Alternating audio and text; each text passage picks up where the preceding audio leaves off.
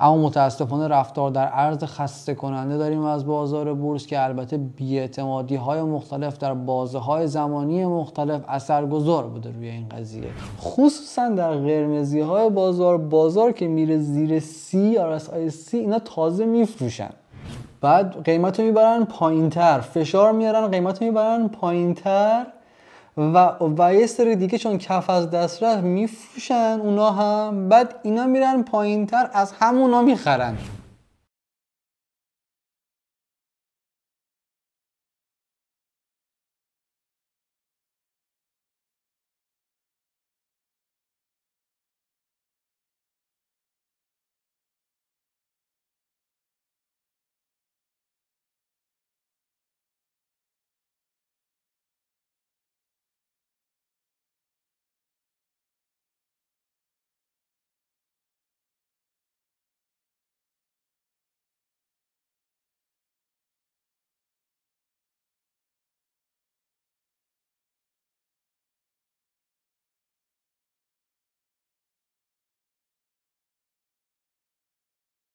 خب سلام مجدد دوستان.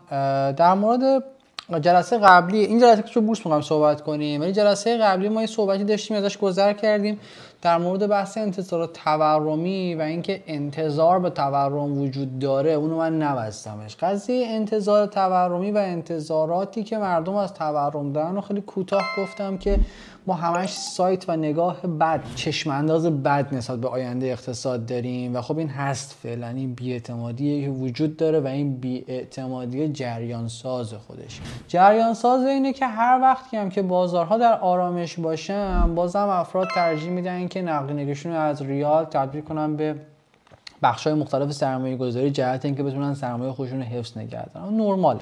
اما در مورد بحث بورس این قضیه مقداری بیشتر از جاهای دیگه است. یعنی بی‌اعتمادی به بورس بیشتر از بازارهای دیگه است که اونم به خاطر رشد شدید و اصلاح شدیدی که سال 99 اتفاق افتاد که خودتون در جریان هستیم.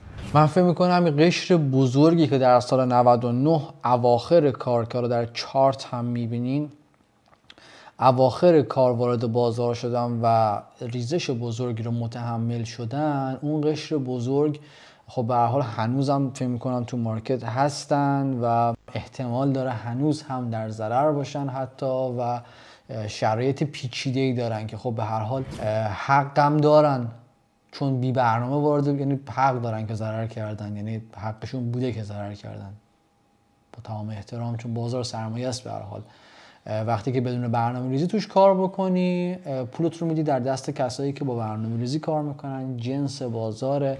فراموش نکنید که افرادی از بازار بورسی ناله میکنن که در زمانی که بازار 1000% رشد کرد، اینا در 1000% رشد 80% ضرر کردن. اما چیزی که به هر حال در سنتیمنت بازار بورس، در بحث روانی بازار بورس وجود داره، عدم اطمینانیه که به بورس هست و به نظرم خواهد بود. کسایی که میرن سکه میخرن و ضرر میکنن، طلا میخرن و ضرر میکنن، بعید میدونم مسئولین رو باعث ضرر خودشون بدونن، بعید میدونم. اما در بورس اینجوری نیست. شایدم به خاطر اینه که طلا فکر نمی‌کنم مسئول مشخصی داشته باشه، یعنی ما رئیس سازمان طلا فکر نمی‌کنم داشته باشه، اتاق اصناف داره صرفا دیگه که تعیین کننده چیزی هم نیست طرف از نظر قیمت و این چیزا. ولی نمیدونم، اینا فکر می‌کنن شاید رئیس سازمان بورس تعیین کننده قیمته و دلش بخواد میتونه قیمت بالا ببره، دلش بخواد میتونه قیمت پایین ببره. من نمیدونم داستان چیه. هرچند منکر این قضیه نمیشم که خب من که 99.400 فعال در بازار بورس نبودم، شدیداً اون زمان تو کریپتو فعال بودیم و میدونم، ولی خب سیاست‌گذاری های خیلی بدی داشت تو اون بازه زمانی که من خودم هم توی رادیو و تلویزیون حتی مخالفت خودم با سیاست‌گذاری‌هاشون بارها و بارها اعلام کردم، چون سیاست‌گذاری غلطه.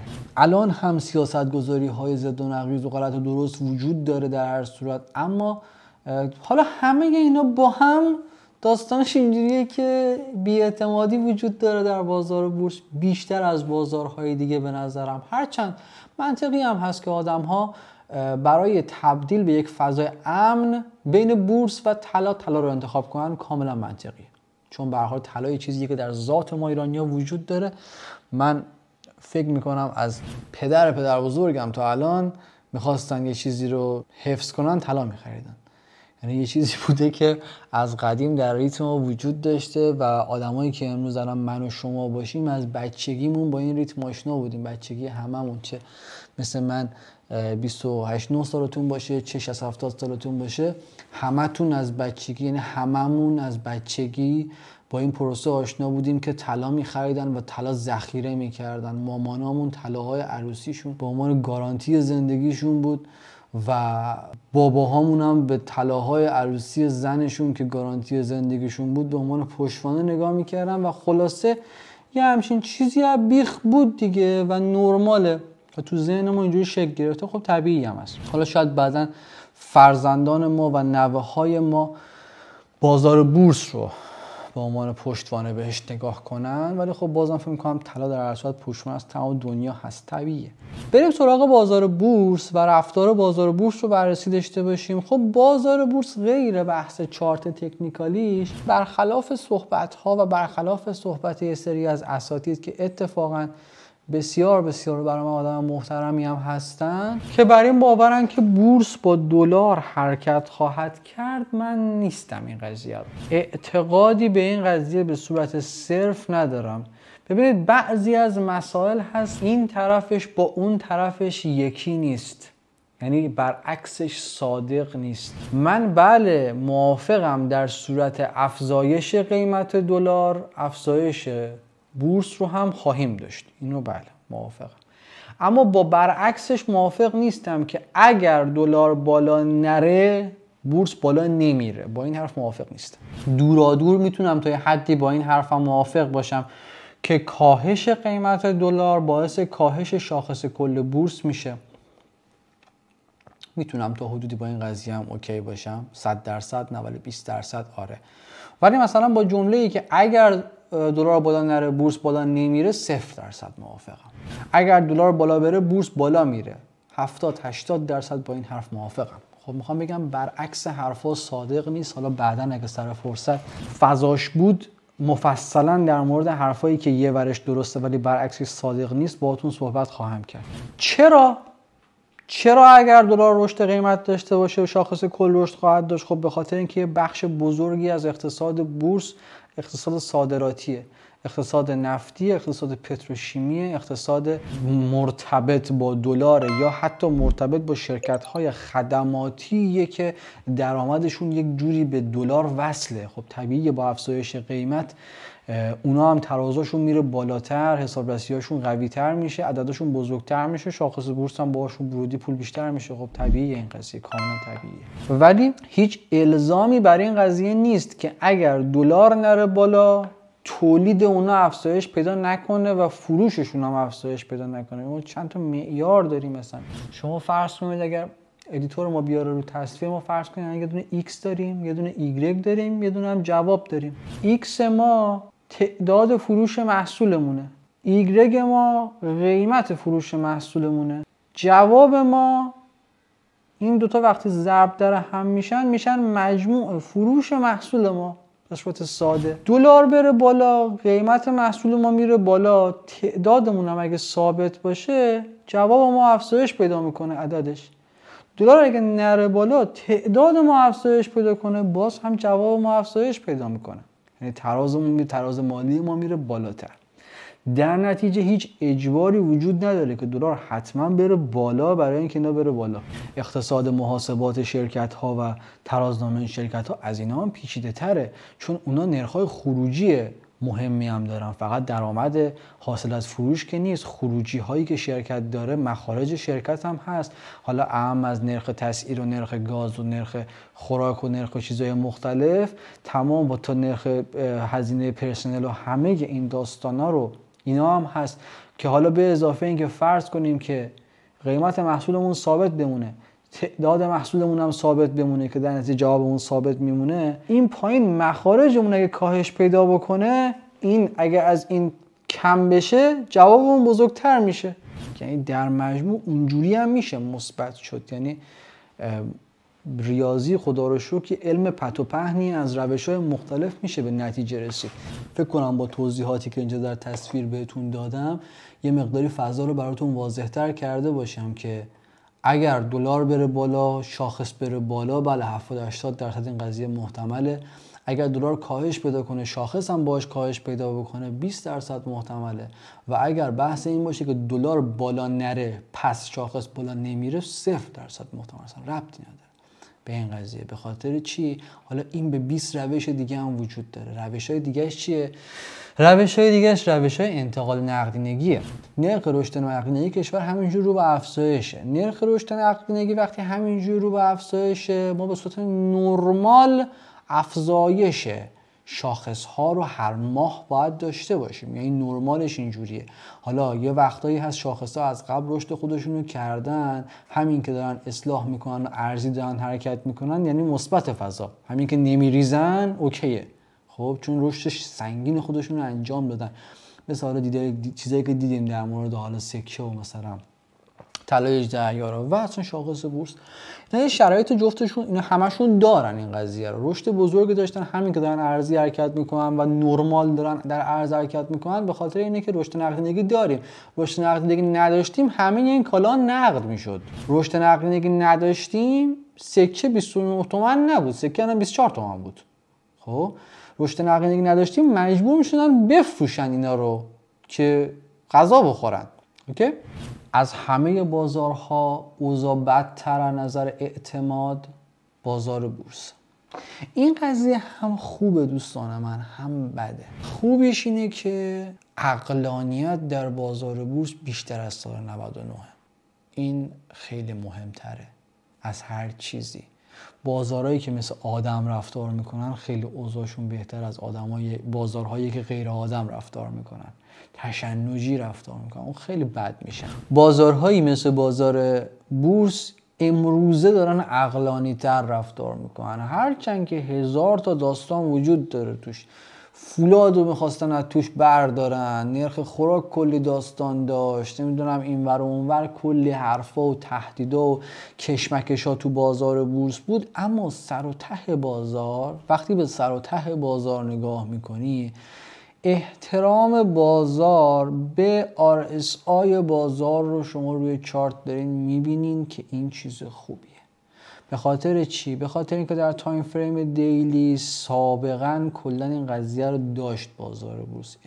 یک احترامی به RSI داره، فقط مدل RSIش با مدل بازارهای دیگه فرق داره یه مقداری. RSIش خیلی خیلی خیاریه. مثلا سقف RSI تو بازار بورس 90 در تایم فریم دیلی، مثل بازارهای دیگه 70-75 نیست، سقفاتون 90. چون ما خریدار هرز زیاد داریم تو بازار بورس، افرادی که بالای سقف‌ها در ماورای رشدها تازه فاز خریدن میگیرن، از ایناشون زیاد داریم و یکی دو تا حساب حجم پول هم دارن. و همینطور در کف‌ها، در پایین تر از کف‌ها اونا شروع میکنن به فروختن. رفتار عجیبیه. اونم به خاطر هم کمبود دانشه، هم به خاطر اینه که بازار بورس ما شرایط ترید کردن نداره. این میلیون ها بار قبلا گفتم، بازار بورس ما چون قیمت کارمزد بالایی داره، تریدرهای روزانه و تریدرهای تایم فریم پایین نداره، تریدرهای اسکالپر 5 دقیقه‌ای 10 دقیقه‌ای نداره، توانش هم نداره و از همه چی مهمتر فیوچرز نداره. چون اینا رو نداره، کفا و سقفا قابل احترام نیستن. وقتی قابل احترام میشن که تریدرها اونجا حجم وارد میکنن و سطوح نقدینگی بازار رو، سطوح سوپلای اند دیمند و عرضه و تقاضا رو اجرا میکنن. وگرنه وقتی چنین فضایی نباشه، افرادی که سطوح سوپلای اند دیمند و فضاهای نقدینگی رو درک نمیکنن، اونجاها وارد بازار میشن، یکی دوتا هم نیستن و باعث این قضیه میشن که بازار چرخ هرز میزنه.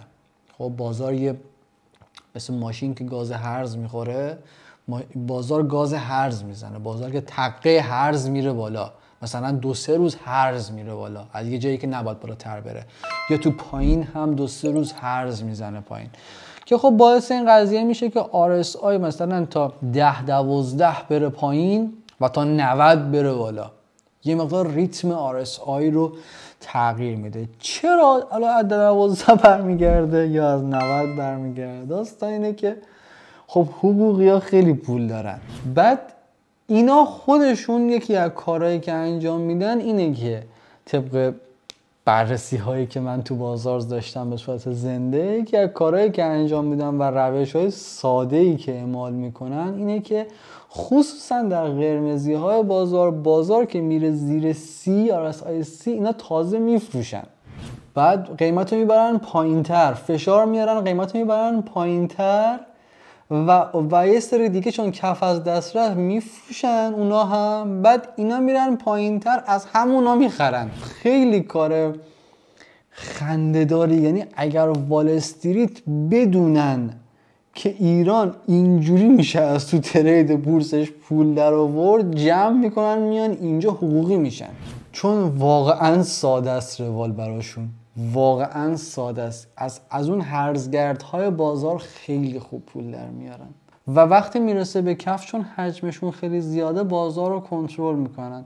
تا جایی که من دیدم هم هیچ وقت بازار رو اونجا مثبت 5 نمیکنن، فقط در حدی میخرن که حجم فروش تموم شه، دوباره فرداش اگه کسی میخواد بفروشه در حد فروش فقط میخرن.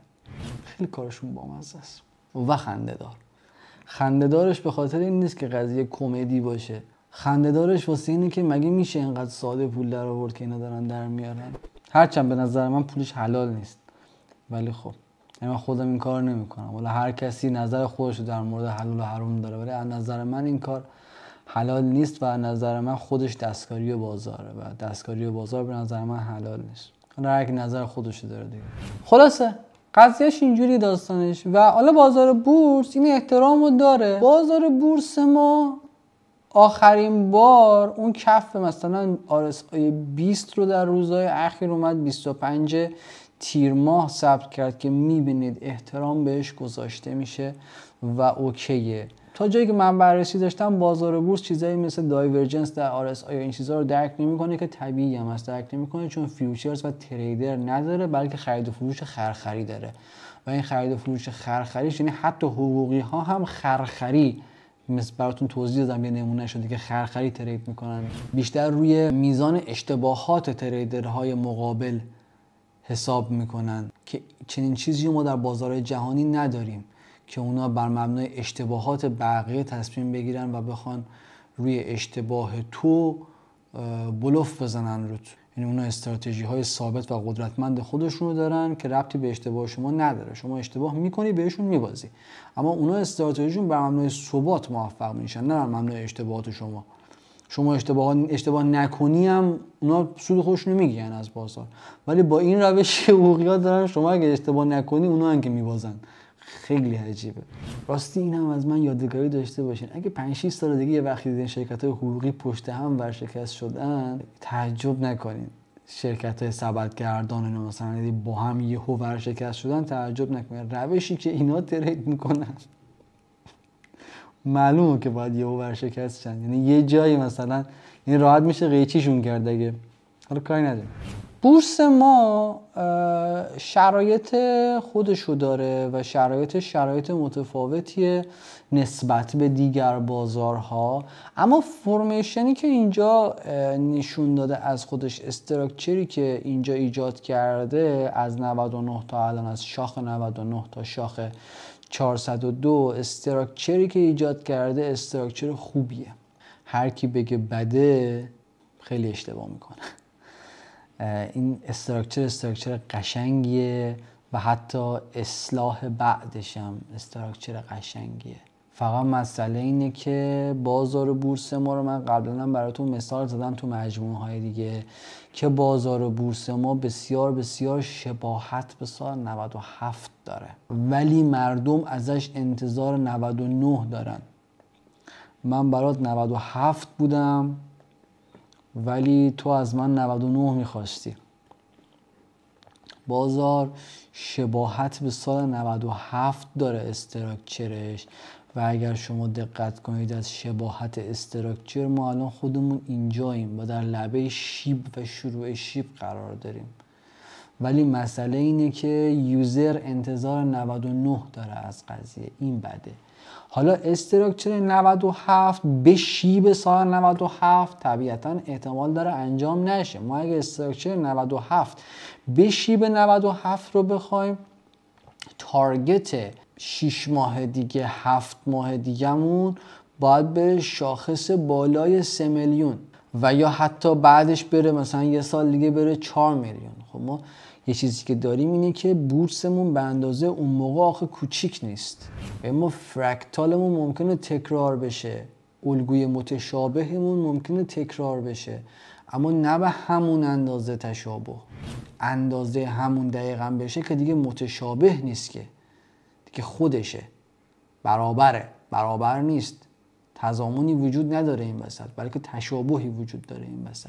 ما شیب حرکتی اون ممکنه سر جای خودش باشه، ولی نه اینکه مثلا این شاخصی که داریم صحبتش میکنیم 97 زد 194,000 تا و البته بر حسب اتفاق 99 هم زد 1,900,000 خورده 2,100,000 تا همین چیزایی و حتی اندازه های اصلاحشون هم یکیه که کاری باهاشون نداریم. یعنی چه در ارتفاع هستن خیلی خیلی خیلی حتی تاریخ ها خیلی از جاهاش شباهت داره اقتصادمون به اون موقع نظر بورسی. در نهایت اتفاقی که افتاد میفته اینه که شیب حرکتیمون هست، اما خب این شاخص 194,000 تایی 2 سال بعدش شد 2 میلیون، یعنی 10 برابر شد.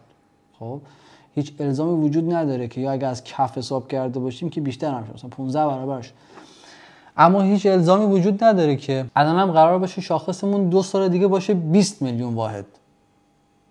الزامی به این قضیه وجود نداره، اما خب ریتم رشدش میتونه سر جای خودش باشه، به اضافه اینکه در نظرش بشین دفعه بعدی دیگه اتفاقات سال 98 و 99 اتفاق نخواهد افتاد. یعنی نباید اتفاق سال 99 نباید اتفاق بیفته و احتمالاً جلوشو خواهند گرفت که نشه اونجوری، چون آسیبش زیاد میشه.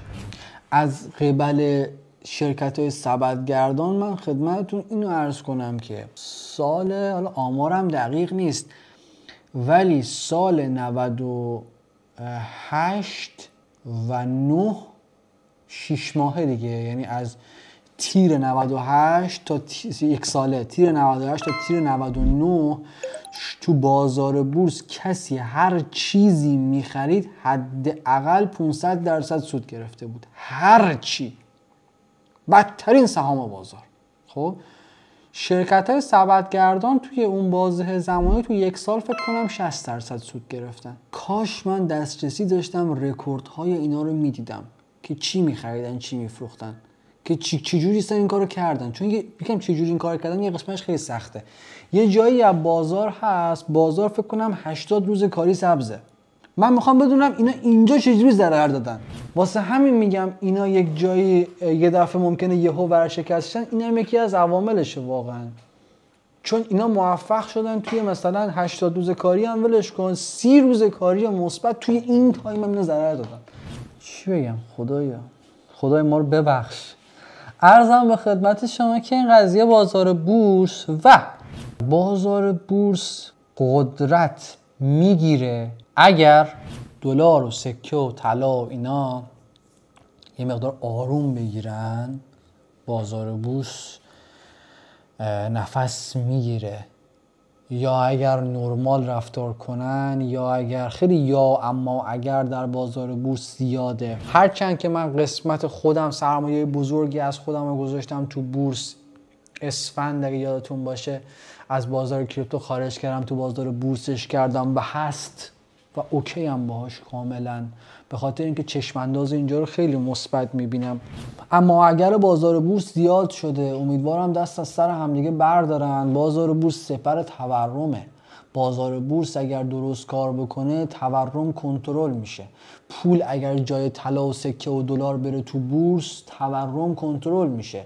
اگر جای کالاهای مصرفی بی استفاده پول بره تو بازار بورس تورم کنترل میشه و امیدوارم اینطور بشه، به خاطر اینکه هم ما تو ایران زندگی میکنیم، هم دلمون برای هم نوعان خودمون میسوزه اینجا، چون ما هممون واقعا گناه داریم. ما هممون داریم اینجا زحمت میکشیم، بعد و خیلی بده که تو این اقتصاد داره دهنمون سرویس میشه. این قضیه بازار بورس.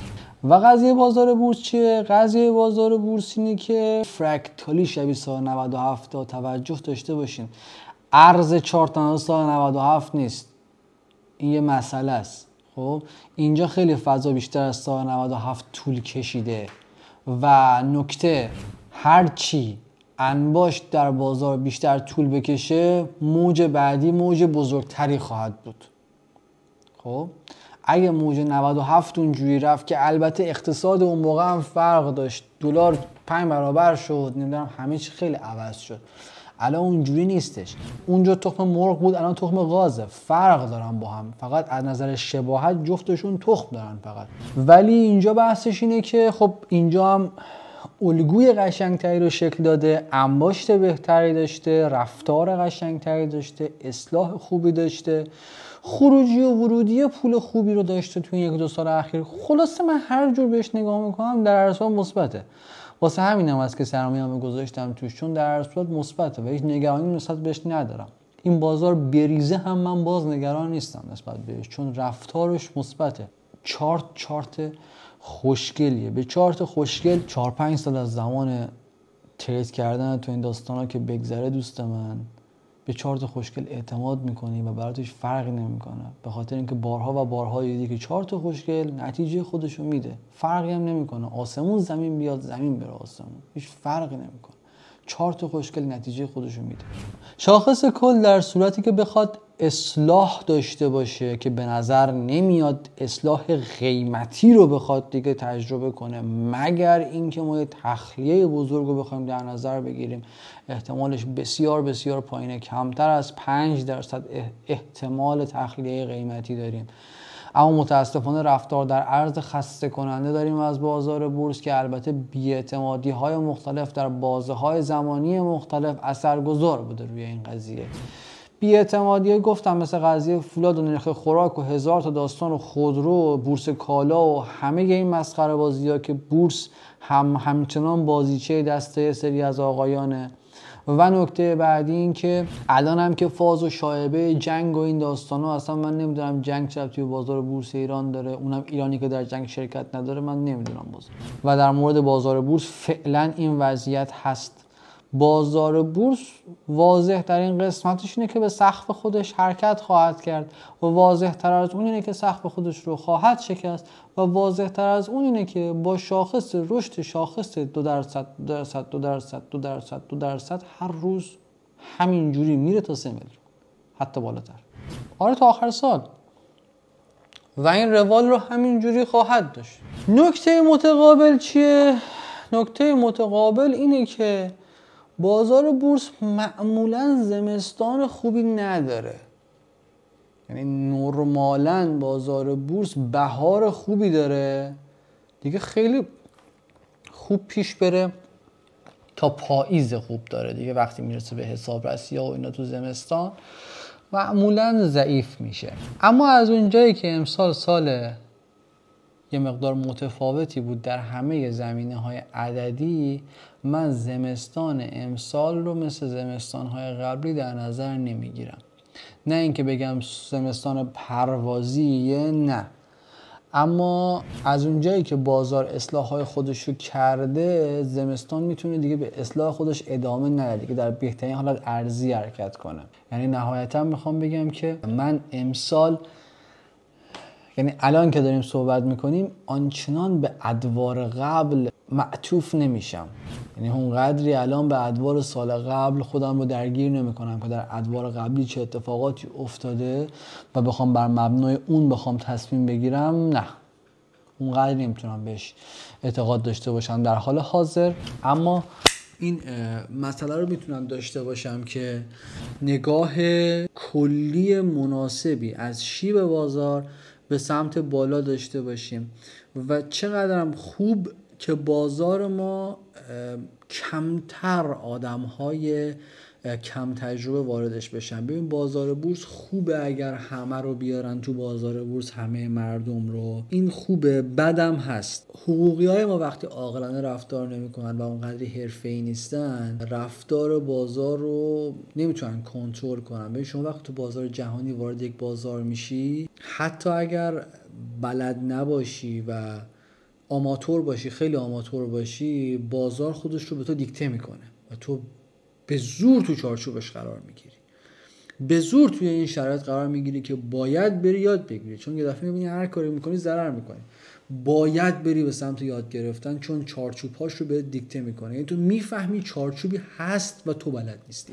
اما در مورد بازار ایران، چون مثلا یه مثالم براتون زدم که اینا چجوری رفتار میکنن، برای مثال حقوقی‌ها و سبدگردان و امثال اینا، با این مدل رفتاراشون بیشتر هرج و مرج در بازار افزایش میدن و آماتورها توی این بازار تبدیل میشن به شانسی رفتار کردن. بعد خب شانسی هم رفتار کنن، بازار میشه همین ریختی که هست دیگه، به هم ریخته است، همواره به هم ریخته است و به هم ریخته هم مثل این که خواهد بود. اما نگاه ما به جلو کلا مثبته، یعنی بالا بری پایین بیای، نگاه ما به جلو مثبت، باید هم باشه. حالا باز تحلیل‌های دقیق‌تر گفتم میگه تو بحث جمع‌بندی تک تک اینا رو تحلیل‌های خطی و غیر خطی میکنیم و نتایج رو بهتون میدیم که داده‌های تحلیل تکنیکالی هم از قضیه داشته باشید. با ما همراه باشید.